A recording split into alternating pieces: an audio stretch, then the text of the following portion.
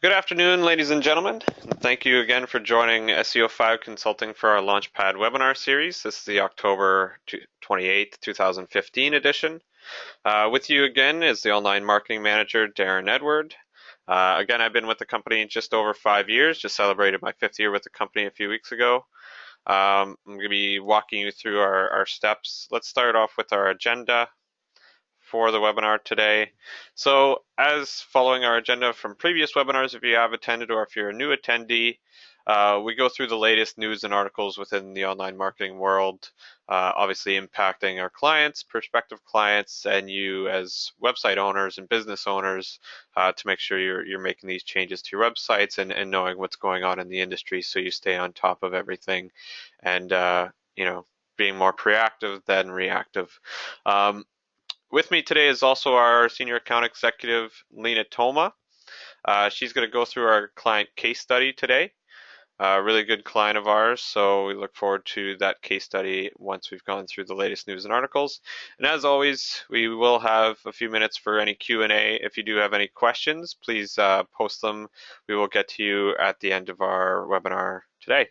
So without further ado, let's get started with the news and updates from over the last month of October 2015. So big news this month coming out of Moz, the big experts in search engine optimization and search engine marketing. Moz released the results of the 2015 local search engine ranking factors. So this is actually a survey that they conduct every year, going out to roughly around 1,000 SEM experts in the industry, owners of agencies across North America who conduct this study based on their analysis of their local clients within the United States and Canada. The results, we've included the link here of moz.com/local-search-ranking-factors to give you the updates on the updated 2015 local search ranking factors. So these really, it's compiled from a lot of experts within the industry and in online marketing, providing what they feel and what we feel collectively are the key ranking factors when trying to rank your company or your business in the local search rankings for your location. So we do have a pie chart here that I'll go through, but the few key takeaways from the latest results for 2015 were Google's local search algorithm seems to be maturing. What this means is that it's starting to adapt more to the other algorithm changes that have taken place over the last year, especially with the Mobilegeddon and the mobile ranking updates for mobile-friendly websites. Local search is also adapted to this. As we've shown in our previous webinars the last few months, Google has updated the local search results, which used to show 7 local results listing on Google's first page of Google, has now been shrunk down to 3 local results. And with that, obviously, there's different factors that are coming into mind. So Google's local algorithm is definitely maturing and growing as Google continues to grow and mature as, they've made recent updates to the algorithm. They're also making changes to the local algorithm. The influence of Google Plus on local results is currently on its way out. If it even existed in the first place, there were a lot of doubts from previous ranking factor results conducted through Moz. People weren't sure if Google Plus was giving benefits. From the results from this survey, it seems like Google Plus is providing less and less of a benefit.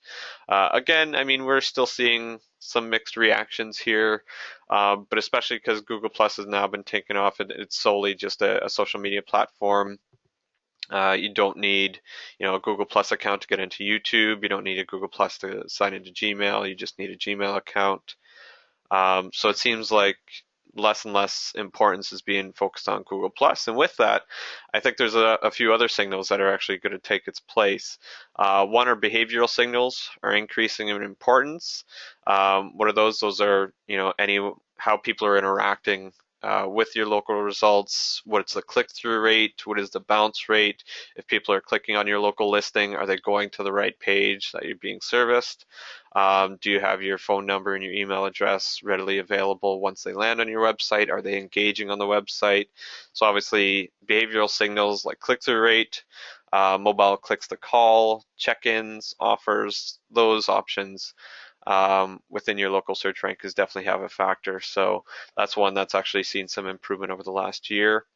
And citations are still crucial. I know that's something that we conduct at SEO5 Consulting with our local campaigns and our search campaigns with SEO.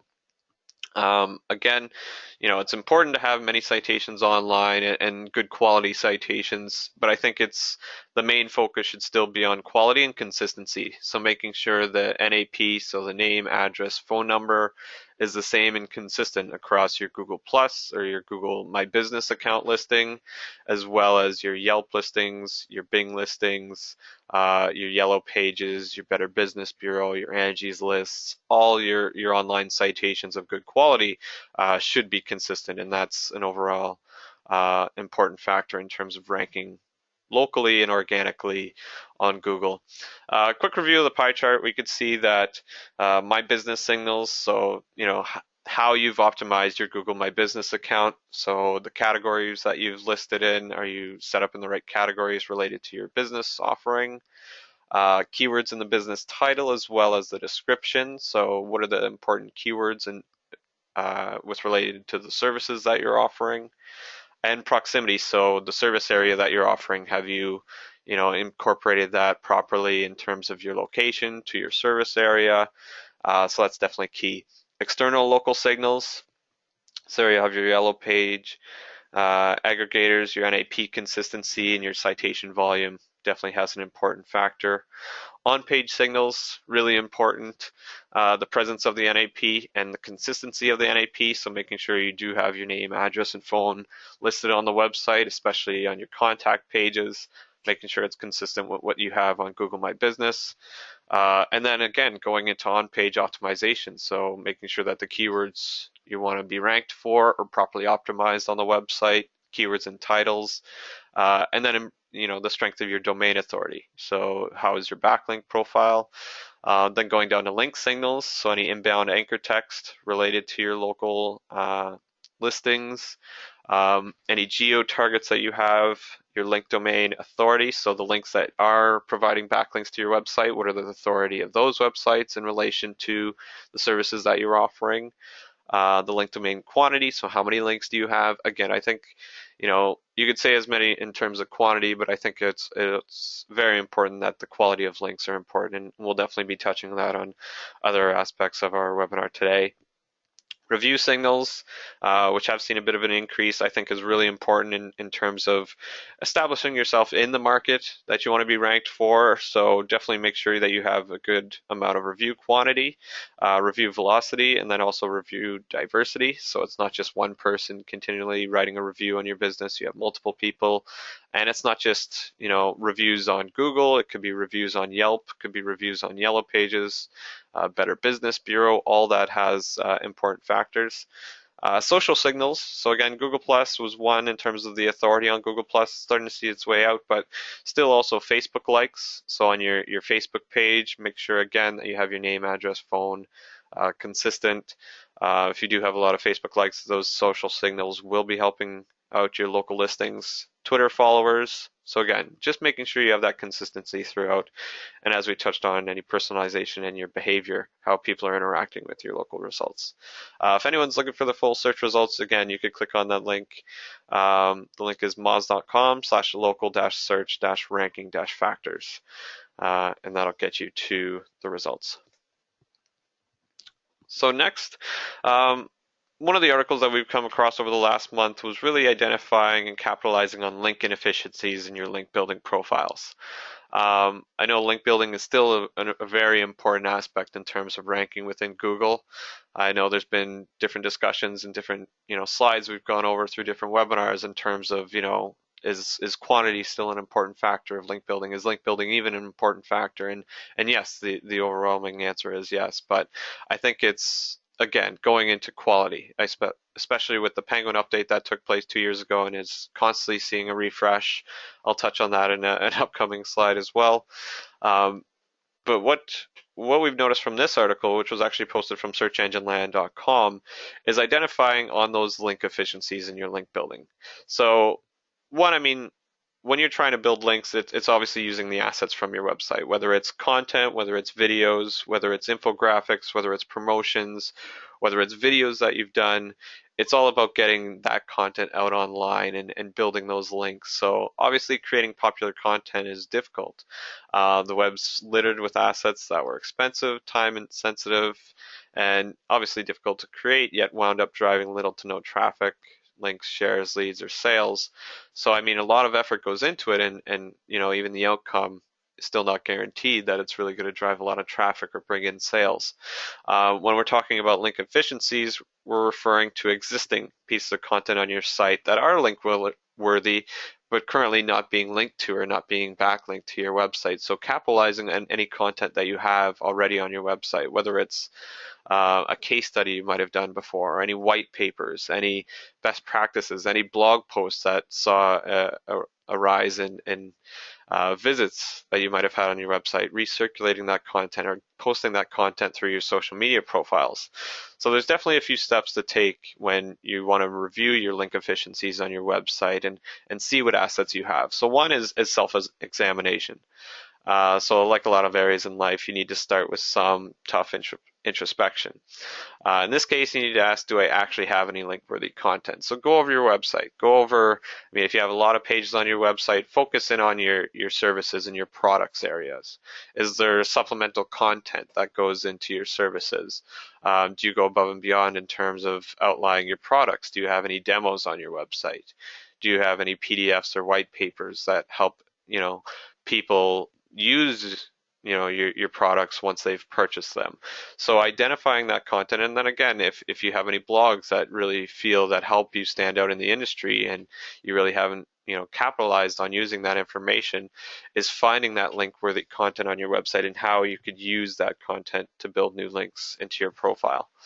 Audit your content. So the content that you have on your site, is it being linked online?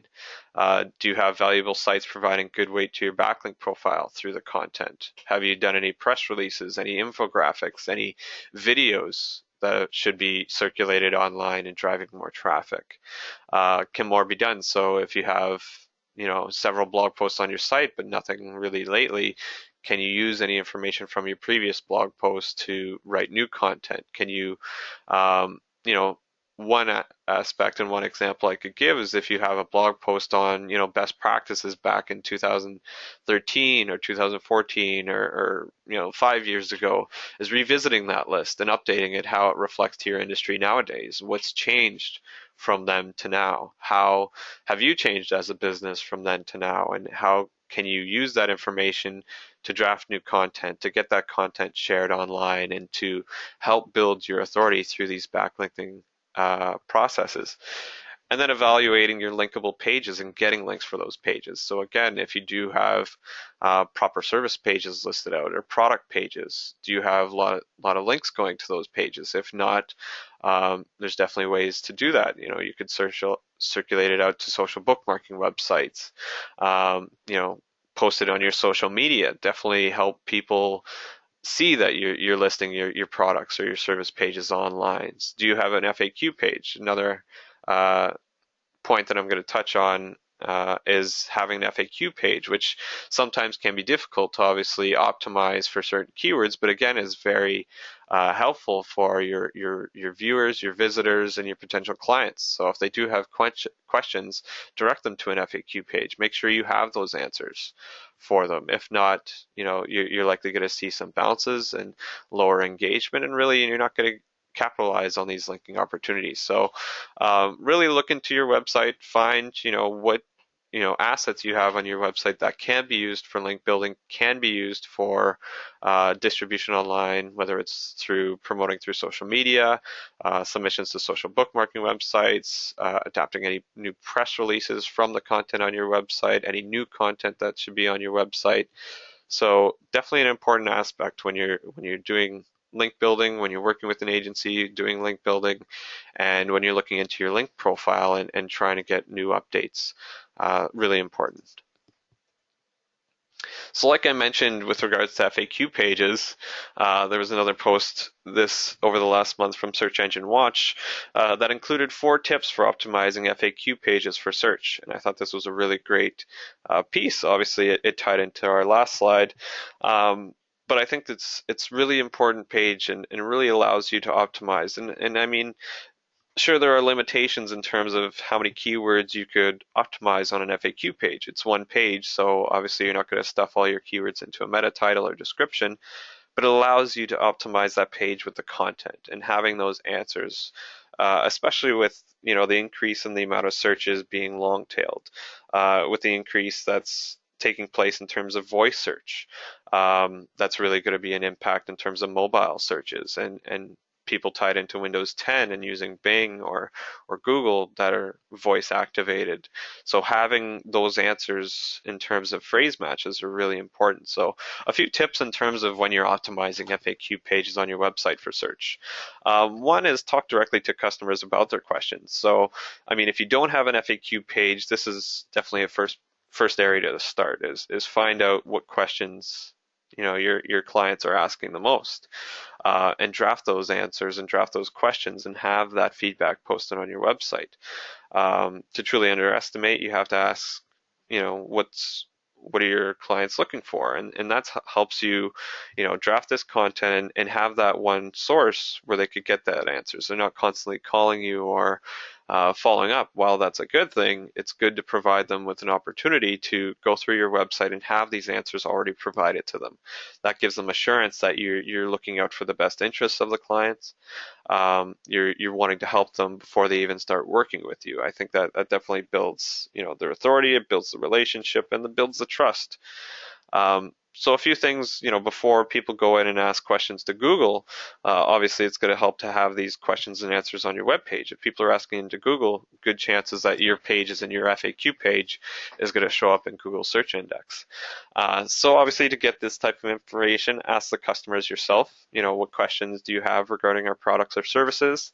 Talk to the people who work in your store or on your sales team. What are the types of questions that they get the most? What are they seeing the most? What are the repeated answers that they have to give over and over again? And have that drafted and posted on the website. And ask your customers indirectly. So, I mean, if you were to have a question on our services, or what other areas could we improve on, or different things like that to help build these questions and answers, and obviously build a great content page on your website.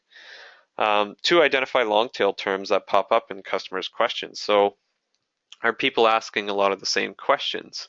Are they using the same phrase? How many days does it take to ship? How many pieces can I order at one time? Does this work with my schedule? Do you work on weekends? Different things like that you see in an overwhelming trend in terms of what people are asking, is incorporating those long tail terms into that page on the FAQ page. Because again, like I mentioned, more people are conducting these long tail searches, and the more long tail it is, the more definite they are in terms of their search of what they want to find. So obviously they're either likely to convert or they're either likely going to follow up. But the more long tail term usually means that they're late in their search process and ready to convert at that time. So making sure that you're identifying what are those long tail search terms and making sure that you have them included on your FAQ page. Never set it and forget it. 3, so never just set up an FAQ page. If you've launched your site 5 or 10 years ago and you've had the same FAQ page ever since, it's not giving you any benefit. Obviously, like we know in the online marketing world, it's constantly changing. Google's constantly changing. Content should constantly be updated on the website. So never just set it and forget it. There might be some products or services that you don't offer anymore. There might be a product that was discontinued, yet it's still showing up on your FAQ page. So obviously, if you're leading to any confusion to the visitors, that's affecting the trust that they have in your website and in your company, and they're obviously going to bounce off your website and go somewhere else. So again, constantly having an updated FAQ page. Again, it doesn't have to be something that's monthly, but if you are changing anything with in terms of your services or your products, it's definitely something that should be taken into consideration and updated if there are any changes within your business. And last, remember that you're running a business, not just driving search traffic. So while you're trying to incorporate this page and optimize it for keywords, like I said, you're limited in terms of how you could optimize it in the back end, in terms of your meta titles, the image tags, your meta descriptions. Again, follow the best practices in terms of optimizing a page for Google and Google's guidelines and other search engines. Only focusing around 1 to 2 keywords in terms of the meta tags. But when you're improving this content, like I mentioned, so identify long tail terms, but include answers. If you're serving a location, include those locations in the content. While that helps with your clients, it also does help for search engines. But don't just put in keywords on the page and questions related to different keywords or questions related to different products that you feel is only going to be there just to help you drive, search traffic. It's not. I think the importance of this is that you are running a business and you want to have this FAQ page to help build the confidence in your business with your either prospective customers, your future customers, or existing customers. You want to help them, identify with you best. You want to answer their questions that they have, and if you're able to do that through one page of your website, you'll definitely see an improvement in the amount of conversions that you're getting on your site. So really important. I really like the addition of an FAQ page. First and foremost, if you have it, obviously that helps build your authority right away.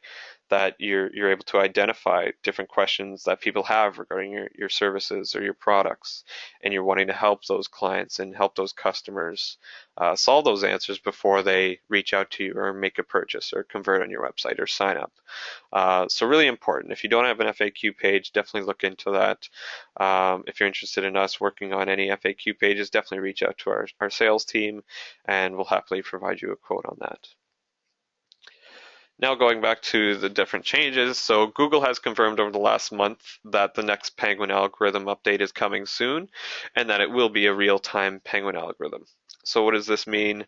During the SMX East conference over the last month, Google's Gary Illis stated that the next Penguin update is going to take place in the foreseeable future, and that he hoped that it's going to take place before the end of the year, and that it is going to be a real-time version of the algorithm. So what does this mean in terms of real-time Penguin? So previously, all Penguin updates or changes to the Penguin algorithm, and again, the Penguin algorithm, if you're not clear, is an update to the algorithm looking into the quality of your backlink profile.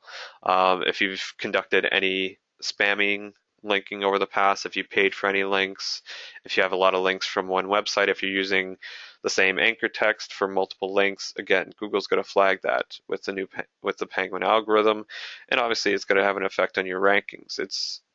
If you've gone so far where you've received warnings from Google, you've obviously been penalized. If you haven't received it, but you have seen a decline in your rankings or traffic, then you might be affected. So definitely look into your backlink profile. But what happened before with the Penguin update is that if you were affected and you went ahead and cleaned out your backlink profile and only focused on good quality links, and if you started doing more link building through obviously white hat techniques and improved your backlink profile, once you submitted your reconsideration request to Google, they would get back to you whether you had been removed or whether you're no longer penalized, but you wouldn't see the change in your rankings until the next Penguin algorithm was updated. What Google said and what they've done and what they've actually been working on a long time is making it a real-time Penguin algorithm. So this means that's the goal of that they're going. Now it hasn't been confirmed that it is, but that's their goal of what they want to do with the next Penguin update. So what this means is that as soon as Google discovers that a link was removed or disavowed or removed from your backlink profile, the Penguin algorithm is going to process that in real time. You don't have to go out and submit it to Google. Obviously, you have a disavow file through Google Search Console that you could submit. But once you've actually taken that action, you don't have to wait for the next, update to the algorithm for Penguin. It's going to be real time. So once that's taken place, you'll be able to recover from the Penguin penalty incredibly faster. So it's definitely, that's what we're looking for. But But alternatively, if you do still have poor backlinks, if you're still trying to get backlinks for poor quality websites, you can end up with a penguin penalty just as quickly. But I think the benefit here is, if you do get notified that you have been penalized, if you have unnatural links pointing to your website, you'll be notified. You obviously go through the process and cleaning up your backlink profile. And again, you're able to make those changes faster so Google could quickly review it and then update it. So again, I think this is a really good update that's going to take place. We're definitely monitoring it really closely to see when it's going to take place. And then obviously the results in terms of our clients, prospective clients, and making sure that we follow the right steps to make sure that one, you're not penalized, and two, if you are, we follow the next steps to get you out of that penalty as soon as possible. It seems more and more so that video ads are likely going to start appearing in Google search results. Now, it hasn't taken place, but it's starting to see a lot of hints and tips that we're likely going to see video ads start to take place in Google search results. And now these are paid ads. Now, I'm sure you've seen through Google organic results videos showing up from YouTube. Now that's all organic. That's just videos that have great results on YouTube that obviously have high relevance to search queries that you're searching, and Google's obviously going to provide that maybe a video is the best thing that you're looking for rather than a website. So in April of this year, we learned that Google's TrueView ads were to blame for Google's making less money per ad. Obviously, the popularity of these video ads was rising amongst users, but the clicks were at a low cost, thus hindering Google's ability to monetize them. What that means is, TrueView ads are the ones that you see up on YouTube that'll run, and you'll see, skip this ad in 5 seconds. 5 seconds goes by, and you could skip the ad and get to the video that you're going for. When you do that, those advertisers are not paying anything for that ad. They're getting 5 seconds for free, 10 seconds, whatever it may be. Once you click that skip button, they're not paying for that ad. If you watch the full ad, then that's what they're paying Google. So Google obviously noticed this, and it seems like they're trying to, provide a solution to this problem to better monetize the video ads. And we likely think it's going to end up in their search results. So Google's recently been studying the impact of video for a long time. In April this year, it shared that 65% of YouTube TrueView campaigns drove a significant lift, on average 13% interest in brand interest to a client's site or to a client's business. One key development that kind of hints that Google's testing this is that Google is changing the format for video targeting. So before, if you're running video ads in Google AdWords, it would be classified as targeting groups, but now it's simply just showing up as ad groups. So that means that video ads have the same campaign structure as other campaigns, which positions them for the search network. So with these changes, when you're Google AdWords, if you're running a search campaign, you have ad groups, you have your ad copies, you have your campaigns. If you were setting up video ads, it was your targeting groups. And you would just outline who you want to target on YouTube, and that's how you would set it up. Now it's actually set up as ad groups. So similar how you would set up a search campaign is how you set up video ads. And this leads many experts in the industry to think that we're getting much closer to starting to see video ads appear in Google search results. So we're looking on top of this. Obviously, that's going to have a huge benefit. It's definitely going to bring in more money to Google. But I think in terms of engagement and interacting with your users, if you could start showing ads directly on Google search results rather than just focusing on YouTube or having people click on related videos or search videos related to your industry. Now, if you could start showing videos within Google search, really helps out in the industry, because people definitely are able to engage with videos a lot easier than text ads. So this is something that we're on the lookout of, and definitely something that we see taking place probably within over the next year. So one announcement that took place, and something that I believe we touched on in our previous webinar, was the fact that Google had made a conference, and actually it was, I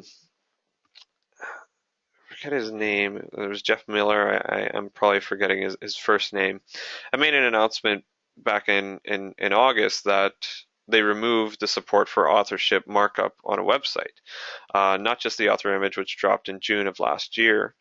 So they've actually removed support for Google authorship markup. So are they even taking Google authorship into account. Google authorship, again, is if you have any blogs on your website, is attributing the author of those blogs to a Google Plus profile and establishing that author as an authority in the industry through Google Plus. Now, obviously, Google Plus has taken a backseat this year and being pushed out, it seems, and just focusing on a social media platform, not really tying in closely to the websites. But to everyone's surprise, again, at the latest SMX East conference, Google's Gary Illis told the audience to keep authorship live in your source code. So this kind of puzzled a lot of online marketers to think, why would Google still want the audience code? They've already told us that the author image that was tied to Google authorship is no longer showing up in search results. In August, they removed support for authorship, so it's not even tied into the algorithm. But again, Google came and said, don't remove it, leave it in your source code if you have it. Not necessarily a bad thing to leave it in, or don't delete it. So you never know when Google may use the authorship code again, and it's definitely a head scratcher. So from our standing, it seems pretty sure that Google is going to use some form of authorship and author rank of determining when to show in-depth articles in search results. So obviously having that authorship to your in-depth articles that are posted on your website, any white pages, any really long blog posts, anywhere from 700 to 1,000 or over 1,000 words on your site, definitely make sure that you do still have authorship on there. Now, again, there's no benefits to it right now, but it is something that's likely going to take place. So at this time, when when a member of Google is saying don't remove it from the site, we want to make sure that our clients are not removing the authorship markup. We're not removing it from our clients' websites. Obviously, we'll keep everyone posted with any new updates regarding Google and authorship. But for now, I think we'll follow the status quo and just leave the authorship code on the website. So this was a great piece that I wanted to share this month that came out of Search Engine Watch. And I think it's important in terms of just going over the key benefits of how to rank on the search engines. But if you have ranked before and you're starting to lose out on engine rankings, definitely follow these 7 steps to make sure to give you answers as to why you might be falling off in the rankings. Maybe you think that you're doing everything right, but you're still not ranking for searches that you're targeting. So maybe it's one of these 7 problems. So one, your website isn't optimized for the keyword search. And what does that mean? So your on-page optimization. So if you're trying to rank for a certain keyword, do you have pages set up and targeted specifically for this keyword? Is the title of the page optimized for the keyword? Do you have the keyword in the URL? Are you using H1 tags, H2 tags for any headers or subheaders? Do you have any image optimization on the page? Now, again, we're not saying any in terms of over optimization, because then that's another problem, but making sure that you do have a page set up on your website, you're following the best practices in terms of on-page optimization, that'll make sure that you should be ranking for those terms. 2 is you might be repelling spiders. So do you have an XML sitemap on your website? Is Google able to properly crawl all the pages of your website? If not, definitely look into creating an XML sitemap and then submitting that to Google once it's live on your website. Maybe you have a robots.txt file that hasn't been updated with the sitemap. Maybe Google's having troubles finding the sitemap. Maybe there's certain pages that are blocked within your robots.txt file. So again, looking into those 2 important files, making sure that they're updated on your website, making sure that they're submitted to Google so that you're not repelling any crawl spiders, that Google's able to crawl your site, you're not seeing any crawl errors in your Google Search Console. That'll really help you to make sure and identify whether you're ranking or whether you're not ranking for certain keywords. 3, the pandas are devouring your content. So again, with relation to the Panda algorithm update, do you have low quality on your website? Quality content is what I'm trying to say. Weak content. Do you have spun content? Does your home page have less than 250 words on it? Is it just image based? Are your services properly detailed? Are your products properly detailed? So if you have weak content on your website, that's definitely going to have an effect on your search rankings. So you want to make sure that you have a good amount of content on every page of your site. You're explaining your services, you're explaining the products, and you're giving that user engagement as well. So not necessarily just having a lot of content, but thinking about the user in mind as well. 4 are your links attracting penguins. So again, this is in relation to the penguin algorithm update. Do you have a poor quality backlinks in your profile? Are you linking to sites that have been penalized by Google? Are you linking to qualified sites and authoritative sites in the industries? Um, so that's definitely something that you need to look into if you are seeing your rankings drop off. 5, your user experience is top heavy. So this is another algorithm update that's taken place where Google has not necessarily penalized, but obviously penalized in terms of lowering your rankings and pushing up your competitors' rankings if you have too much above the fold. What that means is if you click on a website and you arrive on the home page or inner page, and all you see is either banner images, promotions, call out, a lot of information that's just filling up and not really providing the user with a lot of good experience. If they're arriving at your website and they're immediately getting shown banners of promotions and not even seeing the content or not able to see the navigation menu on your website, that's definitely something that Google's updated their algorithm and are not placing those sites higher up in their search results because they're looking into the user experience. That's definitely one of the important factors of ranking, is giving that good user experience. Now, are banner images bad? No, it could definitely be combined, and I think it's definitely a good thing to include banner images, especially if you're running promotions. But having that combination of banner images and text, and including the top navigation, and including internal linking to important pages, or making sure that your banner images are linking to the appropriate pages, and making sure that the size of the images are appropriate for the web. You don't have large images larger than a megabyte. Uh, scrolling through your site. That's, again, it's going to slow down your website. It's going to provide a poor web experience. And so definitely key factors to look into if you do feel that you have a lot of images, a lot of banners, and you're showing the users a lot of top heavy information. So if they're having to scroll down to the page to find more information, definitely think about redesigning the layouts of your pages. 6, you're a mobile. Obviously, with the Mobilegeddon update this year, Google is placing obviously more weight towards mobile friendly websites on their mobile search. Now, again, it's not in terms of desktop, but it could be something over time that Google is even going to start penalizing on desktops if they feel that your mobile site's not friendly. Now, again, Google's come out and said that they aren't. I mean, if your desktop site is appropriate and people are searching from desktop, then it's not going to be affected. But because so many more searches are taking place on mobile devices these days, on their smartphones, on their tablets, you want to make sure that you have a mobile-friendly website. Even if it's a condensed version of your website, even if you only show 5 of your top navigation pages and your contact form or your call us now, it's a lot more important, and it's going to give you more benefit to ensure that you don't see your rankings dip on mobile search results, and it'll make sure that you stay on top and you're, again, providing that user experience. If people are trying to find you on their mobile and it's taking up to the desktop site where they have to pinch into their screen and find you, Google's not going to place any favoritism to you. People aren't going to stay on your website if they're having to pinch their screens. They're going to leave your site and go to the next person, and hopefully that website's mobile friendly for them. And the last one is Googlers don't like you. So not saying that Googlers have pinpointed you and they just don't like you, or they don't like the name of your website, or don't like the name of your business. That's not the case. It's from past experience that they've dealt with you. So if you've been penalized before through having unnatural links to your site, if you've been penalized for any spam content on your website that you've circulated, do you have fake content? Do you have content that's been taken from your manufacturers and just re-uploaded on your website?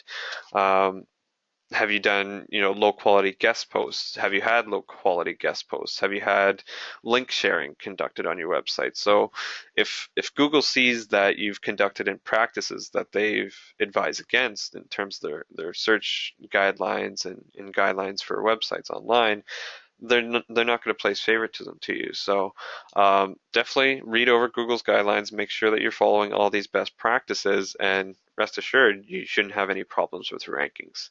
If at a point you go through this list of 7 and you're still not seeing any rankings, definitely reach out to us so we could look into this further. But again, I think this is a really comprehensive list in terms of identifying why your rankings might be going down. So leading to that is a great post that was conducted on Search Engine Watch over the last month, which posed the question, do you have to come in first in search anymore? A lot of our work and a lot of the clients that we deal with, their goal is to come up number one in Google for certain search terms, for their brands, for key search phrases that they feel they should be number one on. But is number one really the ultimate goal? But obviously, we still feel that it is. A study conducted last year from Advanced Web Ranking confirmed as much, that page 2 and 3 of Google pick up just 5.59% of click-throughs, whereas the number one spot hovers around 31.24%. So that number one spot is still seeing the majority of traffic. And you can see from this chart, where the percentage of the click-throughs are coming from. If you're in position 1, you're getting that 30%. And if you look at position 2, you're right around 15%. But what this article wanted to point out, that there's definitely other elements that help make your search results stand out. So maybe if you're not in position 1, there's other ways to make your listing stand out to the user, to the audience, that might get them to click on your listing even over the top positioning. So the search engines nowadays are so intuitive, adapting to the individual user the more they search. So it's certainly long past the point where optimizing a web page purely to rank number one for your desired search term is an entirely hubristic experience. Now, what this means is there's definitely other elements in terms of search behavior. How are you going to get people to have a better click-through rate? So if you're just ranking in number one, are you doing anything else? Have you provided any other benefits, or have you just always been ranking number one for that term? One key thing that's been identified, and especially with a study conducted by Blue Nile Research, is the inclusion of rich media in your search results. One is in which rich media is, snippets in your search listings. So whether that's you've included schema optimization for your website to include local results, if you've included schema for any product reviews on your websites, for any images, for any star ratings that you have on your websites, any customer ratings, any calorie counts if you have any food on your website. So search results snippets are definitely having an increase in how they're showing up in Google. And if you're able to have your listings show up with these search snippets and making sure that you do have rich media optimized on your website through schema, is definitely having a benefit. So what Blue Nile actually identified was that 61% of those listings that were actually showing up in position 2 that had rich media included were actually getting a higher click-through rate than those in position 1 that didn't have non-rich media. And then as compared to non-rich media in position 2, again, a lower click-through rate of 35%. So if you're including that snippet that you have, if you're showing a customer rating, if you're a travel site, you definitely want to have that. If you're a food website, you definitely want to show your customer reviews. If you do have any images, if you're a photography site, if you want to include that additional information, having rich media and having schema optimized on your website does provide that benefit that you don't necessarily have to be in search anymore, or first in search anymore. Now, obviously, that's still our ultimate goal. That's still what we try to strive for our clients. But one thing that we're also looking into is adding that rich media and those snippets to your website, so these help show up in search results. It helps give you that additional real estate, and again helps you take away those clicks from the top position. And then if you're in the top position, making sure that no one else could be clicked underneath you. So ensuring that your reviews are at the top, you have site links that people could click on. So really taking advantage of that. And as we can see, if you have rich media in position 2 and the competitor doesn't have rich media in position 1, you are likely to see a higher click-through rate than that number 1 ranking. One announcement that came out from Bing over the last month is that Bing Ads remarketing is now launched and available for search and shopping campaigns. Now, this is available for shopping within the United States. However, shopping is not available yet in Canada. What this has taken place is that if you've used remarketing before in Google, it's a bit different in terms of Bing. Whereas Google, if you run a remarketing, you could run it across Google's display network. So any sites that are tied into Google's display network, you would show banner ads on those websites. Basically how it happens, and we can follow this graph below, is that a user comes to your website. The user is added to a remarketing list through cookies on your website. The user then leaves the site. And what typically happens before in Google is that if they view any other websites, they're able to show you banner ads of your website on other websites. The way that Bing works is once the user leaves your website, they still have that cookie added as part of the remarketing list. And if you're running ads through Bing, it's going to identify that that person has already been to your website, and you're able to actually trigger those visitors with updated ads. So if they've already visited your ads, you could target them with new ads, specifically to someone who has already visited your website. So this actually similar to what Google has done with remarketing for search. Um, Google has done this as well before, but this is, I think, with Bing platform, really helps impact and gets you that additional market share. Now, if you're just using Google, sure, that's great. Google does have the market share in search, but you are still missing out at around 30% of people that are using Bing. Bing or Yahoo, and with Bing ads being tied into both Bing and Yahoo, um, you're able to show those ads to other people. And then if you are including the UET tag on your website for Bing's universal event tracking, you're able to build up that remarketing list and target those users who have already clicked on your ads, who have already visited your website, and retarget them if they are conducting another search within Bing with updated ads relevant to people who have already visited your website. So you're not trying to bring them over to your website for the first time. You know they've already been there. So how do you revise your ads to get them to make that purchase? Do they go to your website and leave at the shopping cart? So maybe you could add in a promotion for these new remarketing ads. Were they visiting the website and spent a lot of time on the site, but then just left the website? So how else could you engage them? And obviously that's something that you could work with your marketers. In identifying how else could you drive that traffic from Bing, and especially traffic that has already been to your website. So really good that Bing's finally launched this remarketing. We've definitely trying to get more involved with Bing. Like I said, I mean, Google is definitely the major player, but again, Bing continues to eat into their market share, and that's market share of your industry, whether it's 1 to 2 conversions per month that you're not getting from Google that you might be able to get on Bing, is definitely something that you should take into consideration and include in your marketing budgets. So with that being said, in terms of how people are getting remarketed, maybe there's several reasons why people will abandon your website. So again, Search Engine Watch had a great article over the last month on 5 potential reasons why visitors will abandon your website. So 5 of the common topics are showcasing content using pagination.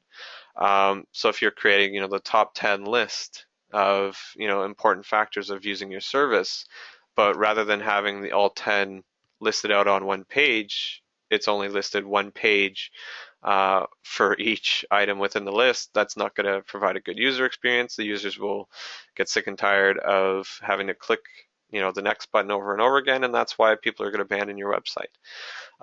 Directing them to the wrong content.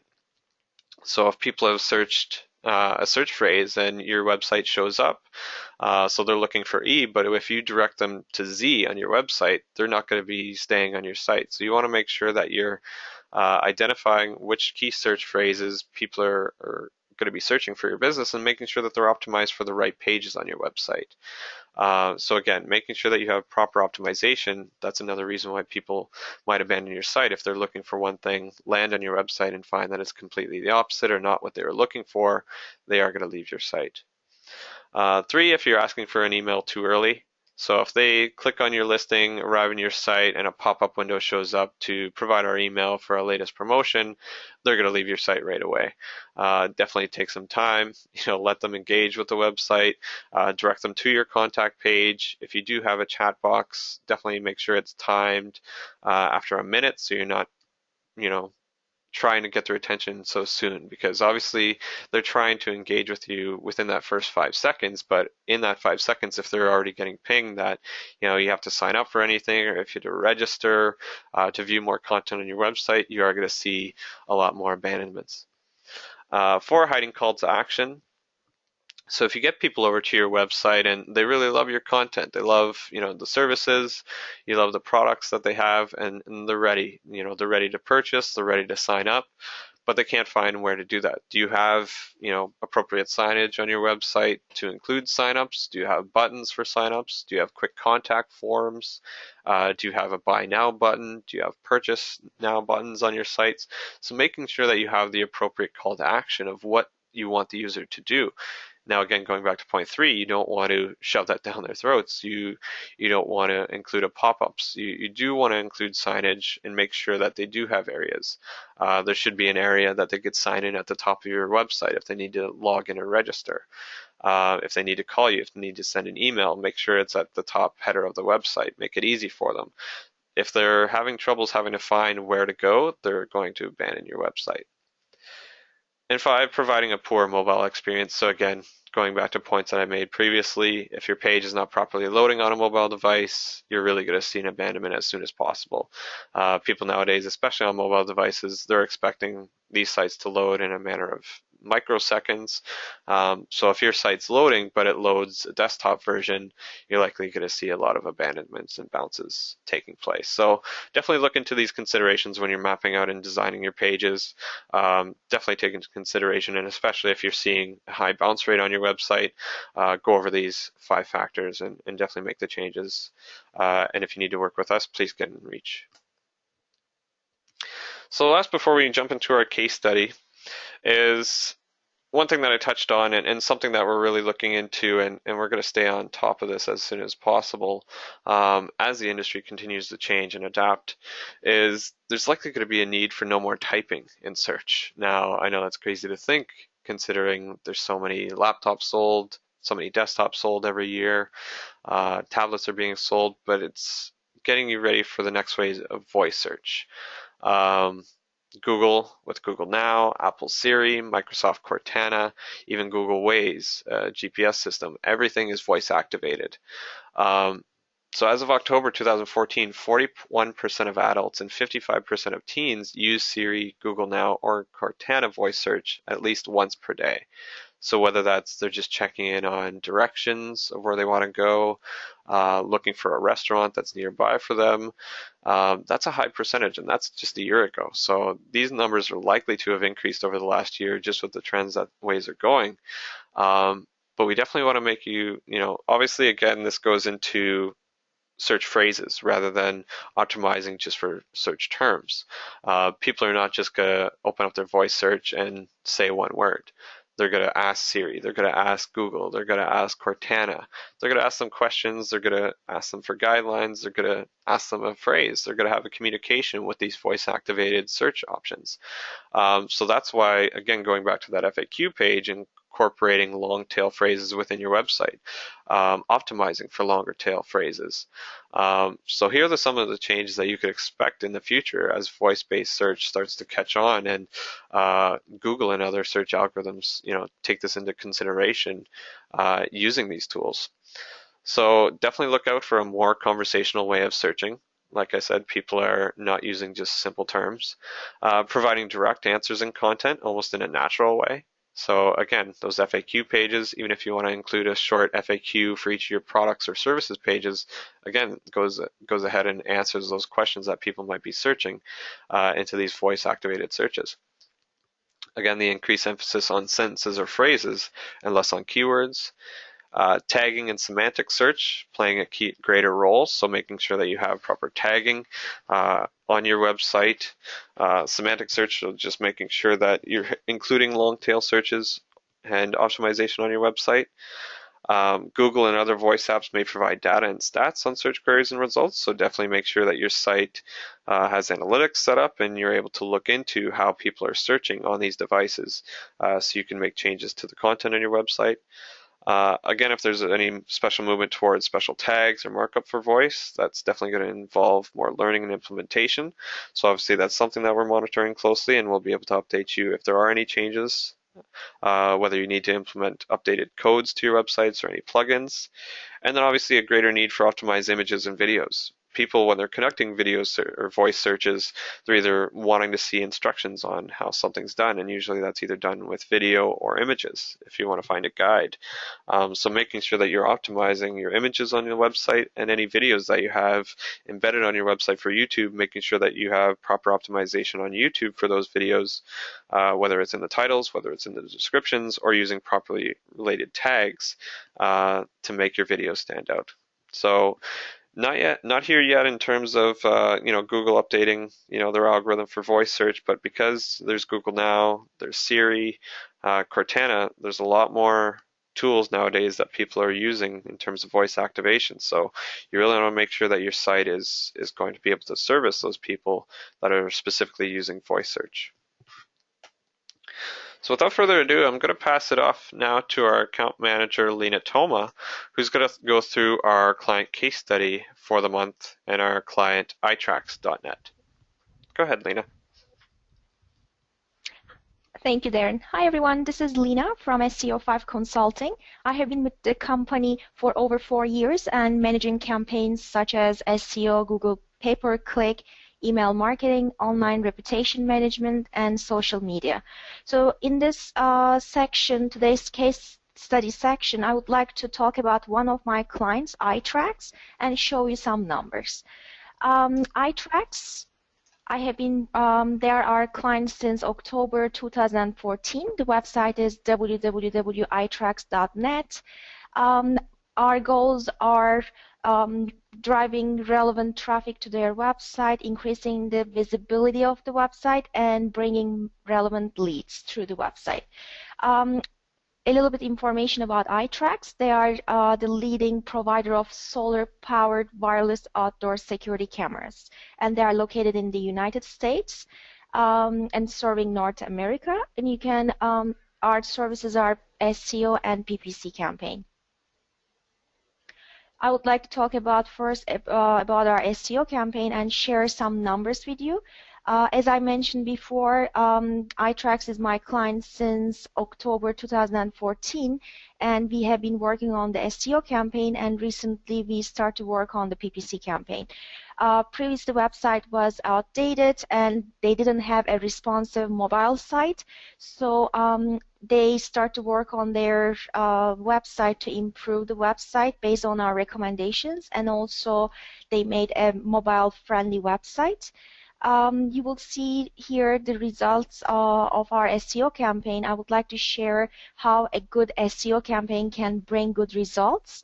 You will see that in the first screenshot, you will see the organic search traffic from February 2014 till October 2014 compared to 2014.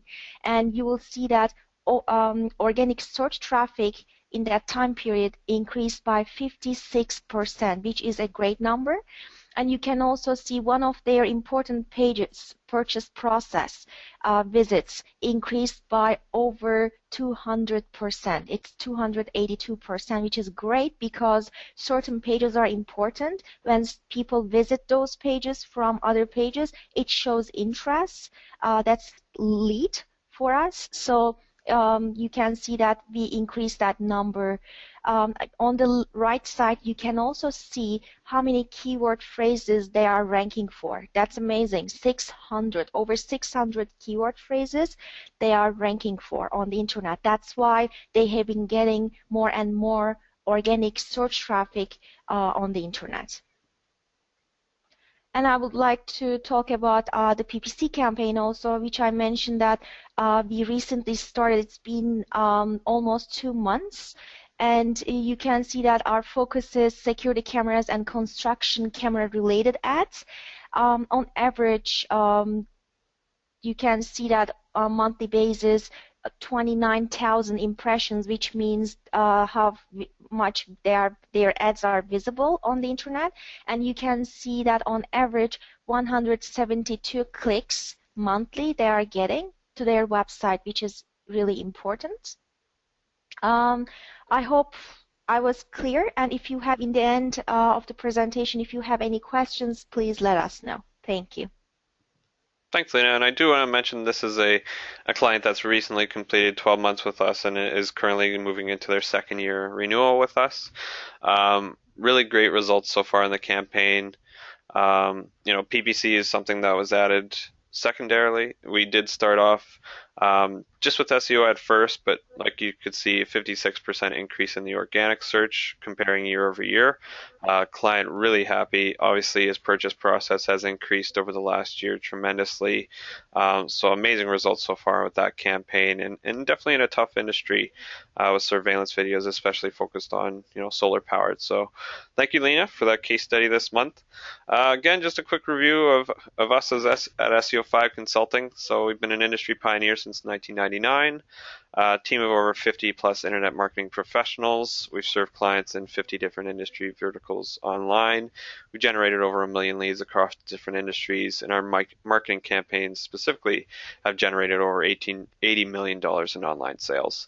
So if anyone has any questions, we'll open up the floor for any questions, but if you don't have anything that's been posted, please reach out to us at info@seo5consulting.com or call our toll-free line at 1-888-759-4112 to ask us any questions or to request a free website assessment report for your website, and our sales teams will be in touch with you as soon as possible. So thank you everyone for attending. It's been really happy to have everyone again for our webinar series. So again, thank you Lena Toma for our case study this month. And this is Darren Edwards signing out for the webinar series for October 2015. Thanks everyone. Have a great day.